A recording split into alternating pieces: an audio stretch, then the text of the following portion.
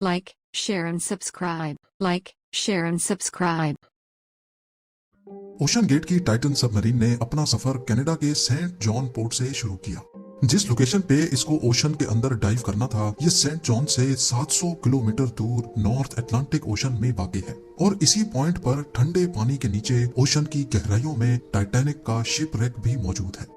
Saturday 17 जून 2023 को ये सफर शुरू किया गया और प्लान के मुताबिक अगले दिन संडे को सुबह 8 बजे टाइटन को पानी में उतारा जाना था। आपको यहाँ बताते चलें कि डाइव से पहले टाइटन में एक मसला नोटिस किया गया था, लेकिन उसके बावजूद भी अपनी जान दांव पर लगाकर इसको ओशन में उतार दिया गया। वो क्या मसला था और आखिर पता होने के बावजूद भी ये खतरा क्यों मोल लिया गया? नाज़रीन, इस सफर में टोटल 5 लोग मौजूद थे, जिसमें एक्शन एविएशन के फाउंडर हार्नेश हार्डिंग भी मौजूद थे। इन्होंने जेफ बेजोस के साथ स्पेस में भी ट्रेवल किया था। दूसरे नंबर पे स्टॉकटन रश, जो ओशन गेट के सीईओ भी थे। ये अमेरिकन कंपनी ओशन टूरिज्म के लिए सबमर्सिबल्स फराहम करती है। तीसरे नंबर पे 77 साला पॉल हेनरी थे, जिन्होंने पहले भी टाइटैनिक को विजिट किया था। ये शिपरेक के एक्सपर्ट थे और इनको टाइटैनिक के बिखरे हुए पार्ट्स की काफी जानकारी थी।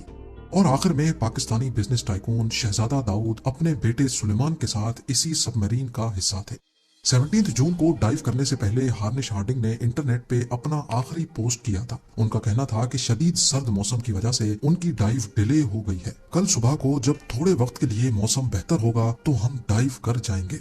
ये 5 लोग अपना शौक पूरा करने के लिए मशहूर जमाना टाइटैनिक का मलबा देखने जा रहे थे। 1912 में डूबने के बाद अगले कई सालों तक इसको तलाश करने की कोशिशें जारी रही, लेकिन अटलांटिक ओशन की हार्श कंडीशन के बायस ये काम इतना आसान नहीं था। फिर 1985 में जाकर आखिरकार ओशन फ्लोर पे आरएमएस टाइटैनिक का मलबा मिल ही गया। टाइटैनिक अपने पीछे इतने सवालात छोड़कर गई थी कि अब इनके जवाब तलाश करने का वक्त आ चुका था। दर्जनों एक्सपीडिशंस अरेंज किए गए, जिसमें अलग अलग कंट्रीज के एक्सपर्ट्स और रिसर्चर्स ने टाइटैनिक शिपरेक का रुख किया।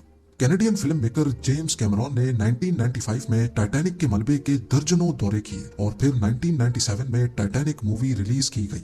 रही सही कसर टाइटैनिक मूवी की कामयाबी ने पूरी कर दी।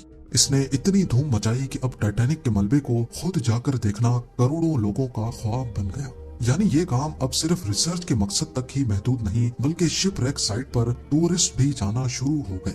कहा जाता है कि ओशन की गहराई तक जाना स्पेस में जाने से भी ज्यादा मुश्किल है और इसकी सबसे बड़ी वजह है पानी का प्रेशर। टाइटैनिक शिपरेक समंदर की सतह से 4000 मीटर यानी 4 किलोमीटर नीचे है। इस गहराई को इमेजिन करना हो तो आप बुर्ज खलीफा को देखें और समझ लें कि टाइटैनिक का मलबा समंदर में करीब 5 टाइम्स बुर्ज खलीफा की हाइट जितना नीचे है। इस गहराई में पानी का प्रेशर 5800 psi होता है। ये उतना ही प्रेशर होगा कि इंसान के पूरे जिस्म पर नहीं, बल्कि सिर्फ 1 स्क्वायर इंच के हिस्से पर एक पूरा हाथी खड़ा कर दिया जाए। तो अब आप अंदाजा लगा लें कि एक सबमरीन में कितने स्क्वायर इंच होंगे और उस पर कितना ज्यादा प्रेशर पड़ता होगा।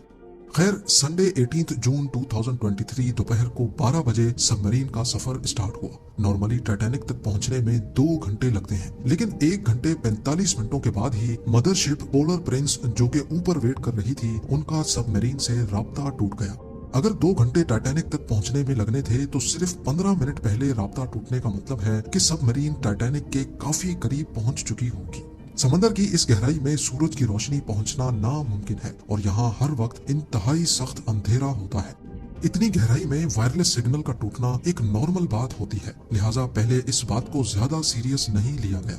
ये पूरा ट्रिप टोटल 7 घंटों का था। 12 बजे से लेकर शाम को 7 बजे इनको वापस लौटना था, लेकिन जब शाम 7 बजे तक भी टाइटन से कोई राब्ता ना हुआ और ना ही वो वापस लौटी, तो अब ऊपर खड़ी मदरशिप में मौजूद क्रू के पसीने छूटना शुरू हो गए। Canadian research vessel polar Prince ने टाइटन की तलाश शुरू कर दी। 9:40 पे उन्होंने यूएस कोस्ट गार्ड से राब्ता करके मदद तलब की। अगले दिन मंडे को यूएस और कैनेडियन शिप्स और प्लेन्स ने पूरे एरिया में एक प्रॉपर सर्च ऑपरेशन शुरू कर दिया। उन्होंने सिर्फ समंदर की सतह पर ही नहीं, बल्कि सोनार स्कैनिंग की मदद से पानी के अंदर भी अपनी तलाश जारी रखी। इस एरिया में जो कमर्शियल वेसल्स थी, उनको भी ऑर्डर दे दिया गया कि वो अपनी आंखें खुली रखें। अगले 2 दिनों तक ये तलाश जारी रही, लेकिन टाइटन का कोई अता पता ना चल सका। लेकिन फिर एक उम्मीद की किरण नजर आई। वेडनेसडे 21 जून को सुबह 6 बजे सर्च टीम को पानी की गहराइयों में से कुछ आवाजें सुनाई दी। یہ آوازیں انڈر واٹر ریڈارز کی مدد سے سنی گئی تھی۔ فوراً ROVs کو آواز کی ڈائریکشن میں بھیجا گیا، لیکن اس بار بھی ٹائٹن کی کوئی خبر نہ ملی۔ اب ٹائٹن کو ہمیشہ کے لیے کھو دینے کا ڈر بڑھتا جا رہا تھا، کیونکہ سب مرین میں جتنا آکسیجن تھا وہ صرف 96 گھنٹے یا پھر 4 دنوں تک کا تھا، اور اس وقت تک 4 میں سے 3 دن گزر چکے تھے۔ لیکن US، کینیڈا اور فرانس کی سرچ ٹیمز نے ہمت نہیں ہاری۔ تھرسڈے 22 جون کو دوپہر 12 بجے ROVs کو ٹائٹینک کے ملبے کے پاس بھیجا گیا۔ وہاں پہنچ کر جو دیکھا گیا وہ واقعی دل دہلا دینے والا منظر تھا۔ 3:48 PM پر ROV جو کہ ٹائٹینک کے ملبے کے پاس پہنچ چکی تھی، اس نے ٹائٹن کی دم کا ایک حصہ ٹائٹینک سے صرف 1600 فیٹ دور پڑا ہوا دیکھا۔ جو دیکھنے گئی تھی ٹائٹینک کے ملبے کو، اب اس کا ملبہ ہی پوری دنیا میں ہیڈ لائنز بن گیا۔ اس کا صرف ایک ہی مطلب ہے کہ سب مرین پانی کا پریشر برداشت نہ کر سکی اور سمندر کی گہرائیوں میں ہی پھٹ گئی۔ اس خبر نے پوری دنیا میں جیسے ہلچل سی مچا دی۔ اوشن گیٹ کی سیفٹی پر کئی سوال کھڑے کیے جانے لگے۔ اوشن گیٹ کے CEO اسٹاکٹن رش، جو کہ خود اس واقعے میں اپنی جان گنوا بیٹھے ہیں، انہوں نے 2021 میں کہا تھا کہ وہ جانتے ہیں کہ انہوں نے ٹائٹن کو بناتے وقت کچھ رولز توڑے ہیں، کیونکہ انہوں نے ٹائٹن کو اسٹیل سے نہیں بلکہ ایویشن گریڈ کاربن فائبر سے بنایا ہے۔ پر وہ اس انڈسٹری میں کچھ نئی انوویشنز کرنا چاہتے تھے، تبھی اسٹیل کو ریپلیس کر کے کاربن فائبر کا استعمال کیا گیا تھا۔ پہلی بار لانچ سے پہلے ٹائٹن کو 5000 سے 10,000 PSI کے پریشر پہ ٹیسٹ بھی کیا گیا، جس میں وہ پاس ہو گئی تھی۔ پر ایکسپرٹس کا ماننا ہے کہ اوشن کے اندر ہزاروں قسم کی طاقتیں سب مرین پر پڑتی ہیں، جس میں نہ صرف پریشر بلکہ پانی کا بہاؤ بھی ہوتا ہے، جو کہ لہروں کی وجہ سے پیدا ہوتا ہے۔ اس کے علاوہ اندھیرے کی وجہ سے یہ بھی ہو سکتا ہے کہ کوئی بھاری پتھر یا پھر سمندری مخلوق سب مرین سے ٹکرائی ہو۔ کچھ بھی ہو، ٹائٹن کی تباہی کی ایک وجہ تو اس کا کاربن فائبر کا حل تھا، لیکن دوسری وجہ اس میں پہلے سے موجود کریکس بھی تھے۔ جی ہاں، ٹائٹن سب مرین 2019 میں کارل اسٹینلے نامی ایک بزنس مین کو بھی لے کے گئی تھی، اور اس وقت بھی اس کو اوشن گیٹ کے CEO ہی آپریٹ کر رہے تھے۔ کارل نے بتایا کہ اس سفر کے دوران جب وہ نیچے جا رہے تھے تو ان کو ٹائٹن کی باڈی میں سے کریکنگ کی آواز سنائی دی تھی۔ At one point, I was actually even able to drive the submarine towards deeper water by the sound of the cracking getting louder. اس وقت انہوں نے اس آواز پر زیادہ دھیان نہیں دیا، کیونکہ ان کو اوشن گیٹ کے CEO، جنہوں نے خود یہ سب مرین ڈیزائن کی تھی، ان پر پورا بھروسہ تھا۔